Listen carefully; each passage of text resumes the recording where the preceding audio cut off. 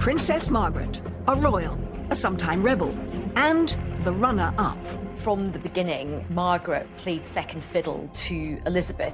She once said to me, I never minded being the younger daughter, but I always minded the younger sister. But there was one place, 4,000 miles away, where Princess Margaret came first. The Caribbean island of Mustique.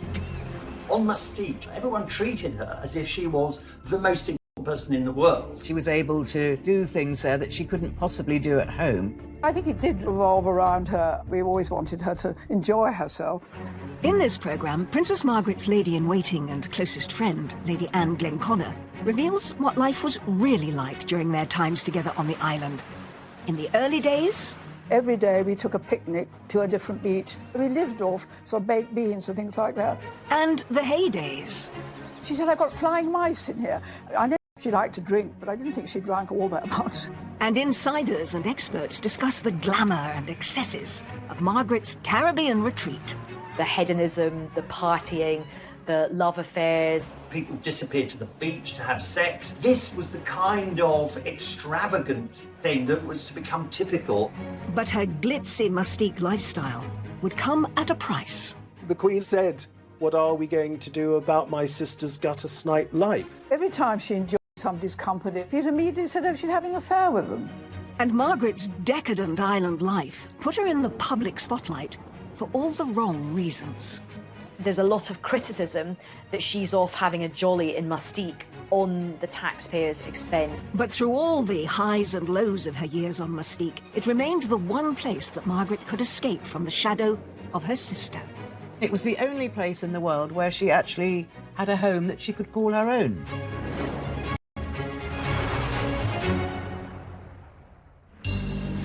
January 1976.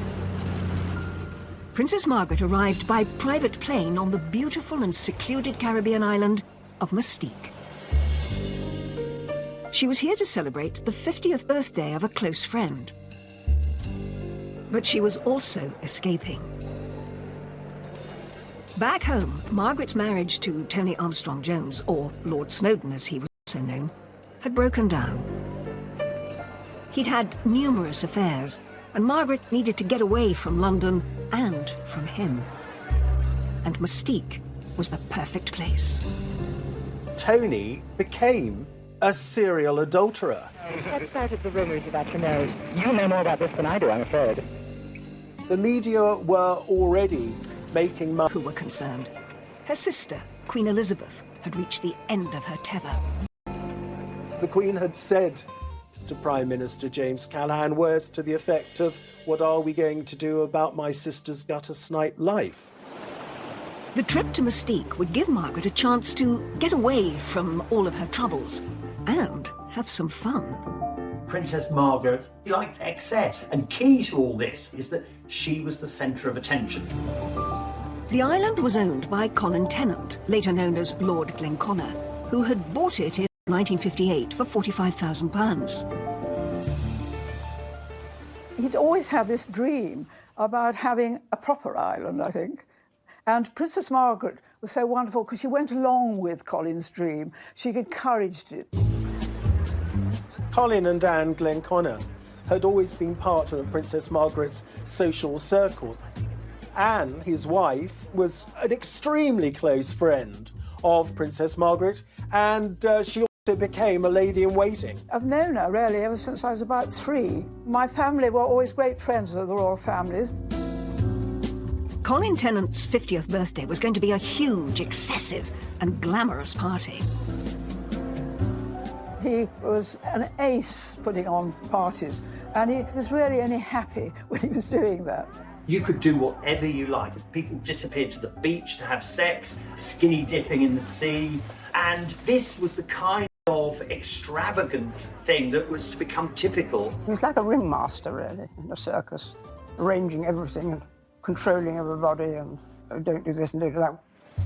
The star-studded party was the epitome of opulence and a world away from the stuffy life of the royals back in the UK. It was like a big house party, really, and everything was gold. There was lots of photographs taken. Bianca Jagger was brought in on a sort of and litter carried by some local boys that were completely naked except for a golden coconut positioned in the right place. That was quite a sight. And it really captures the spirit of the 70s and also the spirit of hedonism on the island. Colin was so extravagant. He even sprayed the grass gold. His wife, Lady Glenconnick, sprayed her face gold and then regretted it afterwards because it was deeply unflattering. It was terrible because every time I moved my face or smiled, the whole of my face was cracked in a very unbecoming fashion. And Colin kept on saying, "Aren't you enjoying yourself?" I said, "Yes, I am, Colin, but I can't smile." Of course, the belle of the ball was Princess Margaret. She had the most beautiful dress that we'd had made for her, so she was thrilled. Turban on. It was Colin's party, but Princess Margaret ruled the roost, as she usually did on Mustique. It was a welcome break from the royal pecking order in Britain. From the beginning, Margaret played second fiddle to Elizabeth. I think it's really difficult for Margaret. You know, she is an extrovert, she's quite an alpha type, and I don't think she takes kindly to playing second fiddle. She once said to me, "I never minded being the younger daughter, but I always minded the younger sister." On Mustique, she could be queen. Everyone kowtowed to her. Everyone treated her as if she was the most important person in the world. I think it did revolve around her up to a point, you know, because Colin wanted her to be happy and we always wanted her to enjoy herself. But even though Margaret could relax and party on Mustique, she didn't want anyone to forget that she was royal. So people still had to curtsy and bow to her, even if they were in bikinis. And there were stories of waiters having to swim out to give her a cocktail. When she went swimming, because she was easily bored and insisted that people talk to her. One was deputed to swim with Princess Margaret. She had this beautifully coiffed hair, so she would swim very upright, doing a breaststroke, very, very slowly, looking ahead. And then I developed a sort of side stroke where I could keep up with her, doing a sort of doggy paddle with one hand. By the time of Colin Tennant's party, Mustique had become Margaret's very own pleasure kingdom, a centre of glamour and excess, and a refuge from her troubles back home. But when she first visited, back in the early 60s, life on the island was shockingly different.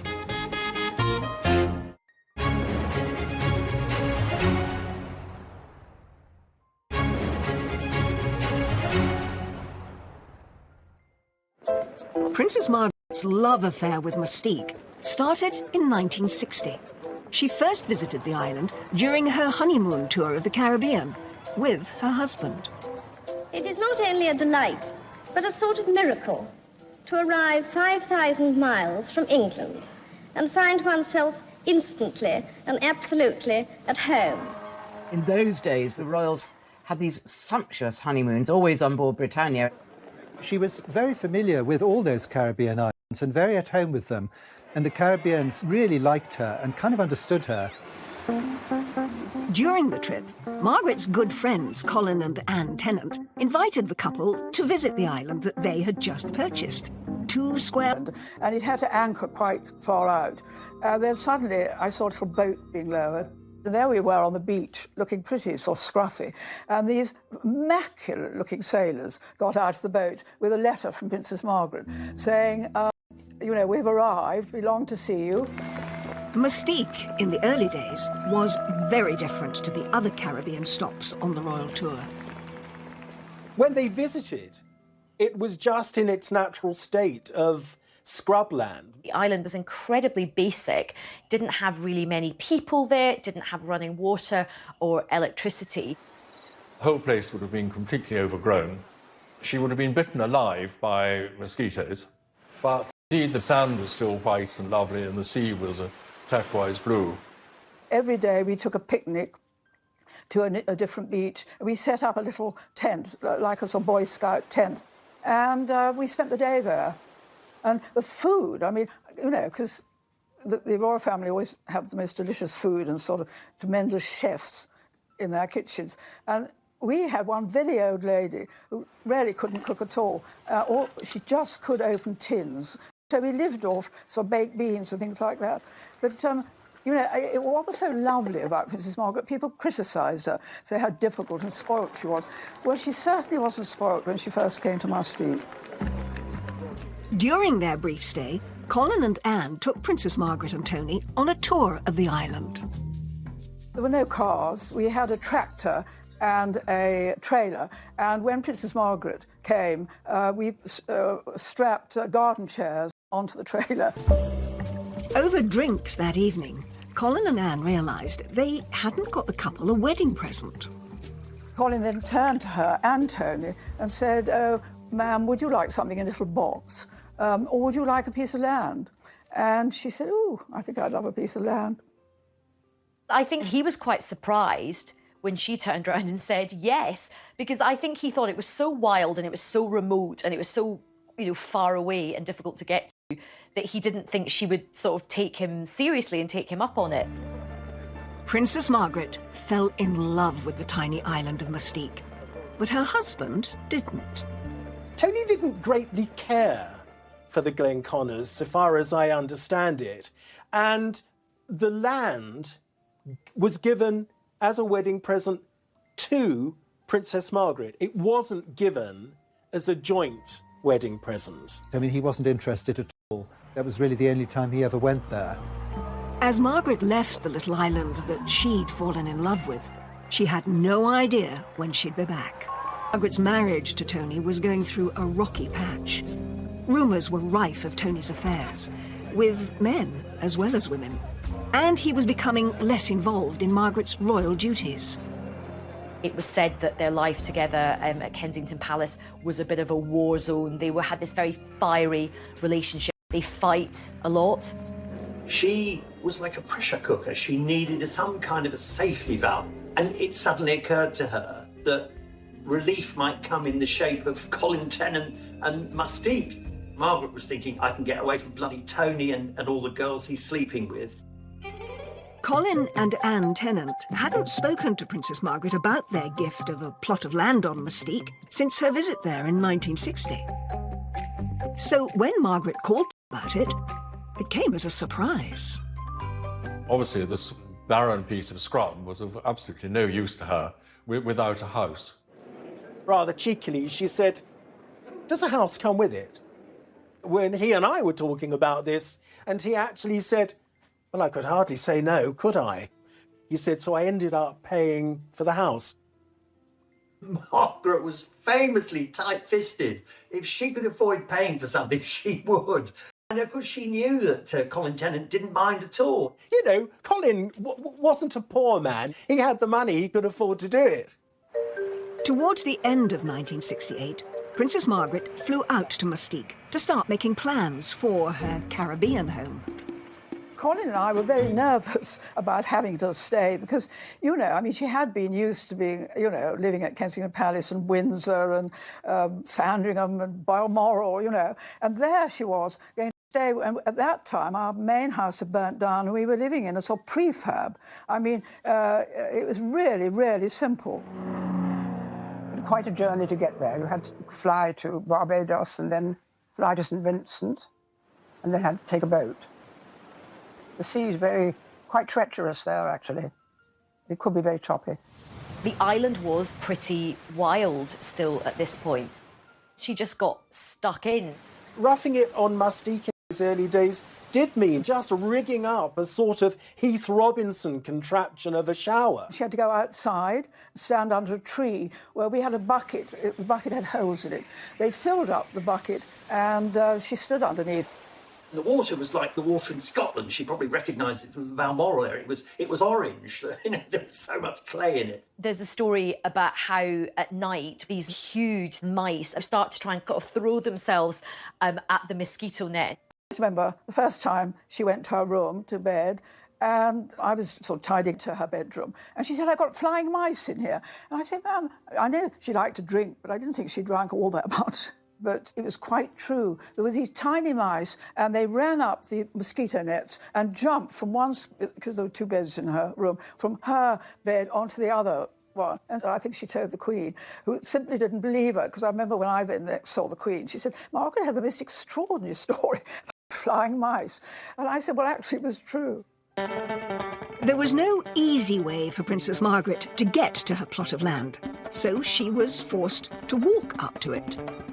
They had to trek along narrow paths where she might easily have got the royal legs scratched a bit. We dressed her in Colin's pyjamas, we tied string round her ankles and wrists, and out we went to find where we thought she'd like to build a house. So we had this wonderful picture of the Queen's sister in what presumably were oversized pyjamas, trekking over this very rough territory in very high temperatures. It's perched up very high with a wonderful view over the sea below and over the bays and things. And so it must have been heaven to be up there. When Margaret saw the land, it said she wasn't totally happy with the size of it. We suddenly saw her taking the pigs out and disappearing off into the jungle. And Colin said, what are you doing, ma'am? She said, well, I think I need a bit more land. So Colin said, why? And she said, well, I've got to have gatehouses for my security. She was very keen to have Oliver Messel design the house, partly because she loved his designs. He was an eminent theatrical designer, and she'd seen his house on Barbados and loved it. It is extraordinary that as Princess Margaret demanded more and more, she demanded perfection when the house was being designed. I don't think it ever occurred to her to offer to pay for some of the work. As work on Margaret's house got underway, Colin Tennant picked up the bill for everything. And soon, the princess realised that her new house could be the perfect place to invite her gentleman friends. It was a very discreet spot if she wanted to bring any lovers there. I think it was more because she needed to feel better about herself. She'd been rejected effectively by Tony and she didn't like it. One of the most persistent of Mustique rumours was that Princess Margaret met and had a relationship with a guy called John Bindon. Margaret first met John Bindon when he was on holiday on the island. He is supposed to have shown his party trick to Princess Margaret. With his member. The last thing Princess Margaret was approved, so she'd have loved his party trick and she'd have laughed. There was a photograph of them together, not in any compromising situation, but of course the rumour mill went into overdrive and there was lots of speculation that they were having this clandestine, illicit affair. He certainly boasted about it, and he talked quite vividly about his affair with Margaret. But maybe that was just him, but certainly the story took legs, and subsequently there have been several films made about it. John Bindon's wasn't the only name romantically linked to the princess. Margaret was photographed with many men, like this one, where she looks captivated by the front man of the Rolling Stones. Mick Jagger was persuaded very early on, and apparently by Princess Margaret. He was persuaded to buy a house on Mustique, which he still has. Princess Margaret was great friends with Mick, and of course they'd lived on the island together. People said they had an affair. It's absolutely untrue. Every time she enjoyed somebody's company or laughing with them or dancing with them, you'd immediately said, oh, she's having an affair with them. And absolutely untrue. There were always tons of rumours circulating about what was happening in Mustique because it was such a party island and everybody just mixed. Everybody would go to each other's houses. Princess Margaret's house was finally completed in February 1972. It had 4 bedrooms, a swimming pool and stunning views over the coast, as seen in these images from the ITV programme Wish You Were Here. Princess Margaret christened her holiday getaway Les Jolies Eaux, pretty waters. It was most often described as a villa, the princess's Caribbean villa. And she didn't like that. She said, a villa? It's not a villa. It makes it sound like something you'd find in Brighton. She said it wasn't a villa, it was a single-storey house. It was amazing that she built a house, and that, of course, encouraged other people to come. Interesting thing is it was really the only home she ever actually owned, because in London she lived at Kensington Palace, which is not, which is just where princes and princesses live, but they own those places themselves. One thing that Princess Margaret put on the wall inside her house was a framed copy of Annigone's portrait of the Queen. This stern portrait was an imposing reminder of her royal duty back home. You know, it was one place in the world that she could completely relax. She felt very free there at home. Princess Margaret's house on Mustique was one of 17 estates eventually designed and built on the island by Oliver Messel. But as the island developed and the rich and famous began to flock there, the press began sniffing around. And before too long, that would cause trouble. Princess Margaret's two lives, this party girl who loved living dangerously, combined with the formal role she had as the Queen's sister, was very soon to be thrown into chaos.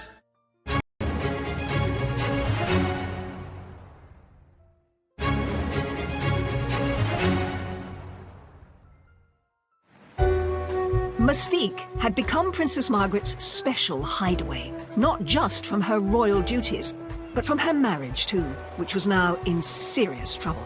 She was very angry about the allegations of his indiscretions, so I think she decided that she needed somewhere that she could escape to. But it wasn't just Lord Snowdon who was doing affairs. The princess now was seeking solace of her own outside the relationship, and word had reached the palace.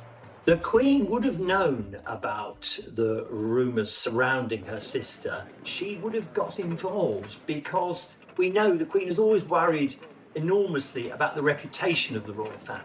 But also we have to take the personal view. The Queen has always been very protective of her sister. And there was one relationship in particular that had been noticed. It began in 1973 when Princess Margaret met Roddy Llewellyn. Roddy Llewellyn was originally produced as a sort of spare man by Anne Glenconner at a house party in Glen. We were at Glen in Scotland, and it so happened that some young man dropped out, and we wanted to get the numbers straight. And I said to Colin, what are we to do? And so he said, well, I've got an aunt called Violet Wyndham. She was called Aunt Nose, because she had a very big nose, and knew everybody in London. So I rang her up and I said, by any chance, do you know anybody that might like to come up? And she said, well, actually, as it happens, there's a young man called Roddy Llewellyn. I think Princess Margaret knows his father. And it just was, you know, I suppose love at first sight. The princess herself was desperately unhappy. Meeting Roddy gave her back everything. They got on well. They used to sit in the drawing room playing cards together. And I remember going for a walk quite early on with Roddy, and he said, Princess Margaret's so beautiful. Didn't realise she was so beautiful, her eyes. And I just said to him, perhaps I shouldn't. I said, well, Roddy, you tell her, not me. I think Roddy's vulnerability version of her husband.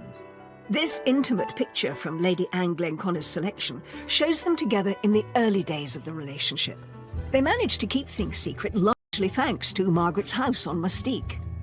It was the most wonderful place for her, you know, for them to be together.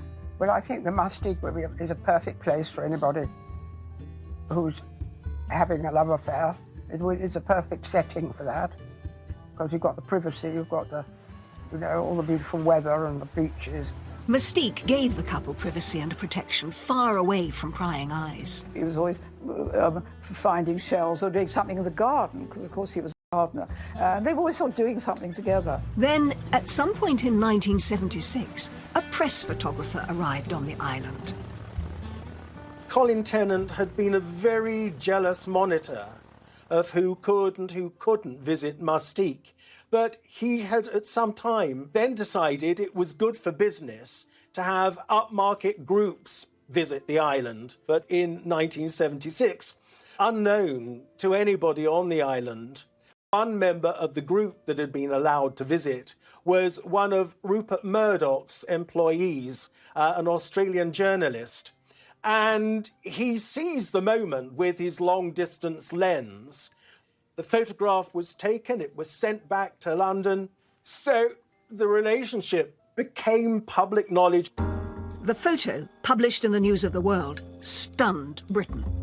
It's pretty evident that they are in an intimate relationship, and very, very close to each other. You can just tell that from the body language. But I think it was a pity it got out, you know, prying into people's privacy. That's what the press do, don't they? The photo of Roddy and Margaret gripped the nation, and the press went into a frenzy. Lord Snowdon, Princess Margaret's husband, was overseas at the time. I'm naturally desperately sad in every way. He was furious because he looked like he'd been cuckolded by a younger man, and that didn't appeal to his vanity. Lord Snowdon, is there any hope of a reconciliation? Thank you, Lady Smith. It gave him the opportunity, in a sense, to look slightly like the wronged husband, which, of course, was very far from the truth. It was the final straw, really, in the marriage, because the following month, in March of 1976, Princess Margaret and Lord Snowdon officially separated. Although Margaret had endured years of infidelity, the public and the press now turned against her. In a sense, it opened the floodgates to press criticism and general criticism. They would sell more newspapers if they wrote about a princess behaving badly. They were on the lookout ever after for princes and princesses who were behaving badly. This ushered in, I think, a greater level of press intrusion into the royal family. After the images of Roddy on Mustique emerged, talk turned to the possibility of the first royal divorce in 4 centuries. It was a bruising time for Princess Margaret. She had lost public support because I think people were quite horrified by the Roddy Llewellyn affair. So, you know, her rating with the public had fallen hugely. Once again, Margaret turned to her sanctuary, Mustique. Margaret's separation had put pressure on her relationship with her sister, who'd always hoped that the marriage could be saved. But in 1977, the Queen paid a visit to her sister on Mustique. The Queen was on a Silver Jubilee tour of the Caribbean. She still had the Royal Yacht Britannia, so they were able to pay Princess Margaret a visit. Margaret was absolutely delighted when the Jubilee tour of 77 brought the Queen and Prince Philip to Mustique. I mean, she'd been longing to show her sister her house. You know, Colin was so excited to have them there, of course. Well, we were all absolutely thrilled, I can't tell you. Colin nearly fainted with pleasure, but he thought he'd never get the Queen to come to Mustique. But it was tremendous. Anwar Hussain was one of the few photographers permitted to capture the extraordinary moment. The Queen visited her sister on the island. Queen was on Britannia, and I had a number of the PR. I arranged him. I said, look, we want to come, and it's a historic moment. Queen has never been to Mustique, and they like these sort of pictures I did of Queen looking more natural. It would be Queen Elizabeth's first time on the island that had meant so much to her sister over the years. They had a little boat to bring them into a little jetty. See the way they arrived. They had made a special gown, and where they walked through it, and it was sort of very rustic. And the little kids, local kids, came and joined, dressed as fairies, and I think it was quite a little personal touch. The locals were meticulously coached for the monarch's arrival. I taught them how to curtsy and taught the men how to bow. And I said, you know, when the Queen comes, you stand up. Well, when the Queen got off, they never moved. They sat absolutely on their seats. And I could see her so graciously going, looking and smiling. The Duke of Edinburgh, of course, being the Duke of Edinburgh, the minute he got off, he turned to Colin. He was actually quite rather dashed by that. During the Queen's visit to Mustique, the partying, the extravagance, the outrageousness, that would have all been put on hold. Colin Tennant would have been on his best behaviour. She would have visited her sister, but it all would have been very, very low-key, no wild parties. The vehicle laid on for the Queen to travel the island was rather different to what she might have been used to back home. If you see the pictures, of her getting into a VW Combi instead of a Rolls Royce, they all got into it, and I think it's quite different than the lifestyle in England. I'm very relaxed about it. Despite the very informal feel, the trip was a success. they got to Macaroni Beach, it was so wonderful that the Duke of Edinburgh swam from one side of the bay to the other, and the Queen jumped into the sea. I think the fact that the Queen went swimming in Mustique shows you how secluded Macaroni Bay was, particularly to think that, you know, the Queen was able to swim without prying eyes, and nice to know that the Queen got to do something just fun for her and wasn't always on duty. And I think what was nice was she had a lovely relaxing day. Just one or two people had lunch with her and Princess Margaret. Colin and I did, obviously. And she had and she went round the island, and she, I think really what she was so pleased about was that Princess Margaret was so happy. It had been a moment of lightness for Margaret and her sister during a difficult time. The year after the Queen's visit to Mustique, Margaret's divorce from Lord Snowdon was finalised. It was a significant moment in royal history. The Queen's reaction, of course, understandably, was one of concern, because she'd always wanted Princess Margaret and Tony to make the best of the marriage, to patch it up. She didn't want divorce within the family. If Margaret thought her divorce would draw a line under things, she was wrong. The public and press remained hostile, and soon they were baying for blood. Of course, at this point in British modern history, the country is going through a very, very difficult time. There's a lot of industrial unrest, there's a lot of poverty, there are strikes, and there's a lot of criticism that she's off having a jolly in Mustique on the taxpayers' expense. I think that ought to be a cost-benefit analysis of the royal family expenditure on income. 2 MPs rounded on Margaret as a parasite royal, having a good time on the public purse. Dennis Canavan and Willie Hamilton were 2 of Princess Margaret's most vociferous critics in Parliament, and Willie Hamilton calling her a floozy. It is a paradise island, and it does have parties, and people don't go there to work, they go there to relax. So you could present it very much as her neglecting her duties. Over the next 10 years, Margaret's royal duties reduced significantly, and she was free to spend more time on the island. But the hedonistic party days were starting to take their toll.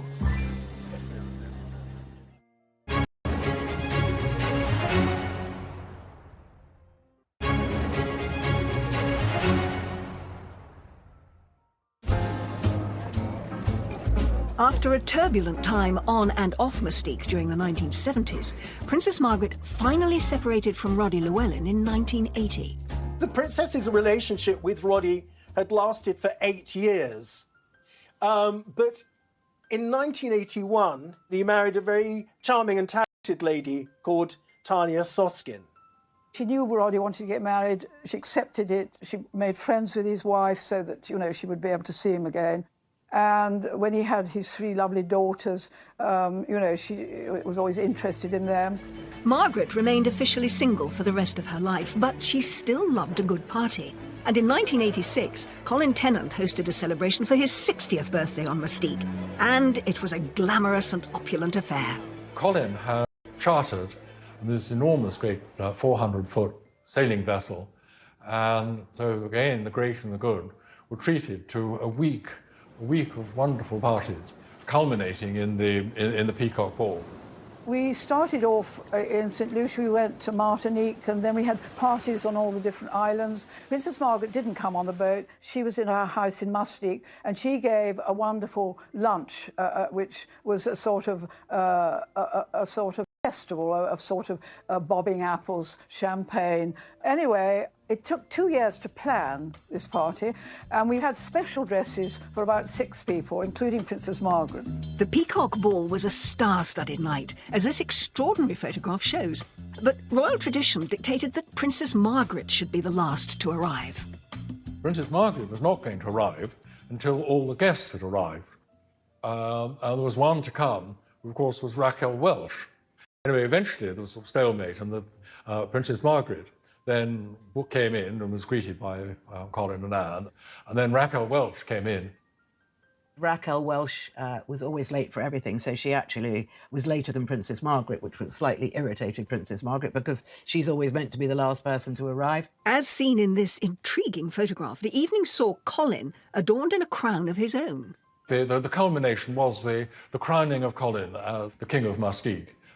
Northumberland territory. Though what these remarkable pictures don't show is that there was also lots of alternative entertainment available. Effectively, pornographic films were shown, and it's difficult to know what Margaret would have made of the adult films. But I think by now she thought, well, whatever I do, there's a chance that someone will find out, and I need to live my life, so I'll take the risk. It would be one of the last great Mustique parties that Colin would throw and Princess Margaret would attend, as her hedonistic lifestyle would eventually catch up with her.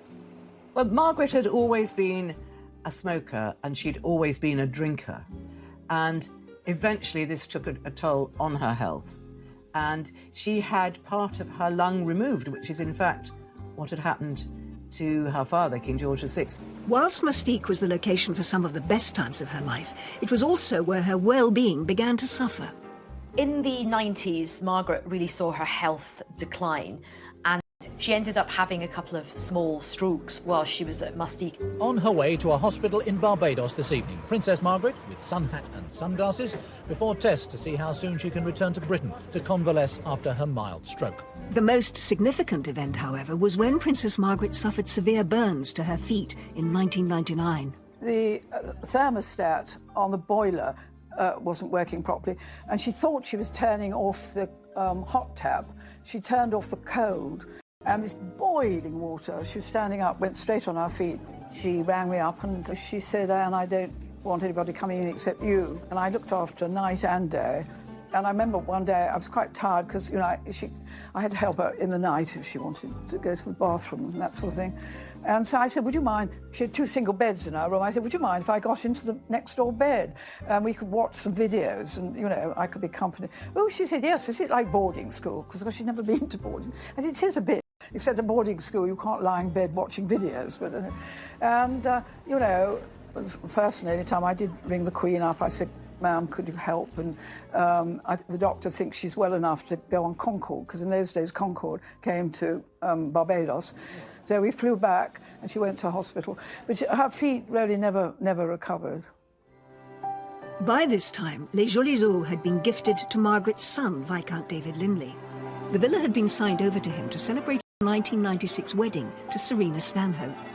I think that most people like a sense of continuity, and I think Princess Margaret probably did hope that it would go on being a happy home for her descendants. But as with so much in her life, Princess Margaret's hopes and dreams did not quite come into fruition. In 1999, Viscount Linley put the villa up for sale. So Princess Margaret was really upset when her son decided her own rights. When you bear in mind what it had actually meant to her for so long, I think it hurt her very much. The villa was sold to new owners in the year 2000, and just 2 years later, Princess Margaret died. Draped in her own blue and crimson standard, Princess Margaret's coffin leaves the King Edward VII Hospital late this afternoon. Her ashes were placed in a tomb with her father, King George VI. It had been a life well lived, and Princess Margaret's time on Mustique had scaled the highest highs and touched some of the lowest lows. I think lots of Margaret's life became so entwined with Mustique, you know, the high points of her life, you know, the hedonism, the partying, the love affairs, but also the bad times as well. The scandal of her affair with Roddy becoming public, and the heartache that brought her and the rest of the royal family, and of course some of her health issues. There's little doubt Princess Margaret's life on Mustique did much to change the perception of royalty in the 20th century. She opened up the family, not just to the reality of divorce, but then she also opened up the royal family to the kind of criticism that we saw with Prince Charles, that we saw with the Duchess of York and Prince Andrew. Probably none of that, or much less of that criticism, that focus, would have happened but for Princess Margaret's behaviour on Mustique.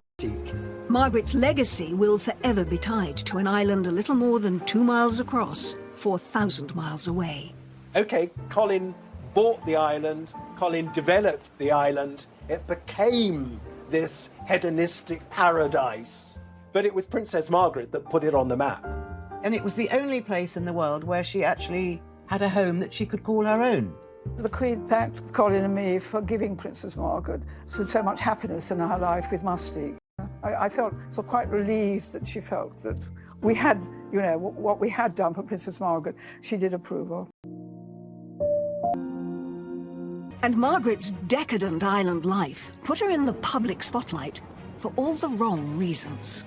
There's a lot of criticism that she's off having a jolly in Mustique on the taxpayers' expense. But through all the highs and lows of her years on Mustique, it remained the one place that Margaret could escape from the shadow of her sister. It was the only place in the world where she actually had a home that she could call her own.